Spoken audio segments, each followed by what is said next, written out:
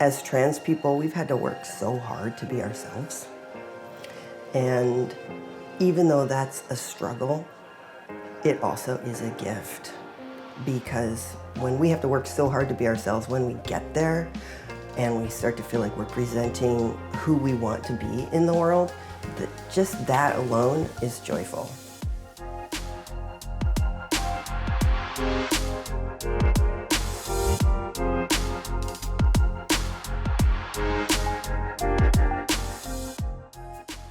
I am Jack Gray, I'm 58, and my pronouns are he, him, and I identify as a trans man. Hi, my name's Kitty Kay and Harry. I'm 64 years old, and I'm okay with just being called Kitty. Trans joy is doing everything right. It's being happy and having that second chance and doing everything right because you had your past experience in your past life. You weren't happy, and you tried a few things, and you did a few things, and it's like been there, done that. And when you're trans, it's a clean slate, start all over, but everything is new. I think one thing that is common among trans people is the joy that we feel when we feel seen for who we are. When the way that our loved ones or strangers even, or people at work, anybody, sees on the outside how we feel on the inside, because we've had to spend so much of our lives feeling different on the inside and having that not reflected back to us appropriately.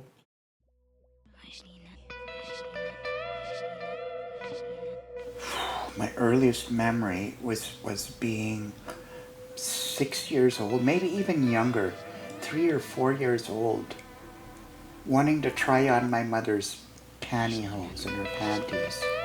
And that was like a really young age. And I didn't know why. I just thought they were cool. I'd see them in a drawer, and I think this is cool, because when you're a kid, you're all snoopy. And, and then, I kind of dismissed it. I can hardly remember not experiencing gender dysphoria. I remember being 4 years old, 5 years old, and my mom giving me a bath and just crying. I cried a lot when I took a bath because my body didn't look right. I didn't have a penis. And I would just cry and ask my mom, where's my penis? Can you fix it? I would just beg my mom to try to fix it for me. Is there anything we can do about this? And so I had just an enormous amount of grief from a very young age that I wasn't a boy.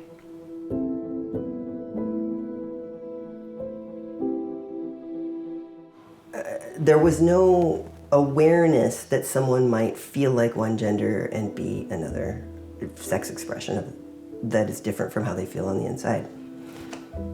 Maybe in a medical journal you'd have heard about it, but certainly not in a rural family in America.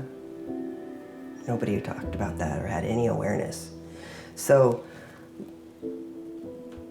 if that awareness had been there, I would have come out a whole lot younger. But it wasn't. So I adopted being female. I went through a 20-year marriage, and before that I was cross-dressing. I should have started transitioning in the early 90s, but that wasn't acceptable back then. And I was still kind of this cool guitar player guy from my past life. And, so I got married, and I thought it would cure me, and it didn't. And I lived that white picket fence lifestyle until my wife passed away, so it was like a 20-year marriage and my wife passed away.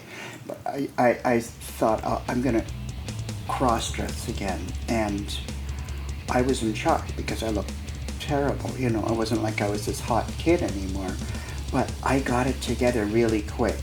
And I met a guy, and I kind of, in that time, I got hotter and hotter. I paid more attention to how I looked and what I ate, and I don't know how, but with all my weird little flings and everything, the thing that turned me on the most and made me feel the most feminine was a relationship thing. It had nothing to do with sex. It had to do with somebody treating you like a woman and getting up so on weekends I'd get up in the morning and I'd be a chick. I'd be this woman, and I'd be in the kitchen making breakfast, standing there looking hot in lingerie or whatever, and a guy, fawning over me. And after the weekend was over and I had to take my clothes off and become a dude again, it made me so unhappy. It made me so unhappy to have to become a guy, that I just thought I want to transition. I used to think maybe I'll do this after my mom dies, or I'll do it after I retire, where I'm kind of trying to figure out how to have less impact on the people in my life, which then of course impacts me. But there came a point where I just couldn't wait anymore, and it was like, I need to be who I am, and I've lived. You know what it was? You know what it was that kind of tipped the balance for me? So this was about a year ago. My nephew, my brother's son, was assigned female at birth, came out as a trans man, and he'd been being non-binary for a couple of years, but he then said, no, screw it, I'm a guy. I am he, him. I'm a trans man, and I'm starting testosterone. And I just told him how proud I was of him. And he said that he was so embarrassed that it took him so long to come out as trans. And he's 27. He's so old to be doing this. And I thought, yeah, I'm never going to get any younger. I think it's become a lot more acceptable, and I know it sounds crazy because people are so flipping rude now because since the Trump era, and a lot more vocal, but it's a lot more acceptable. It was like so uncool.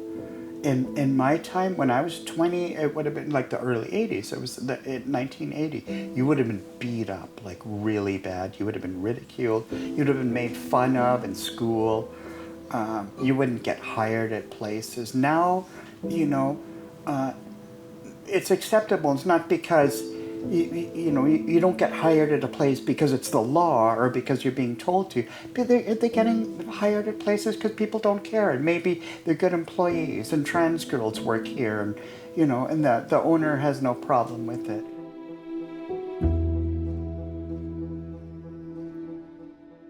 I would like to say that almost everyone has trouble seeing themselves growing older.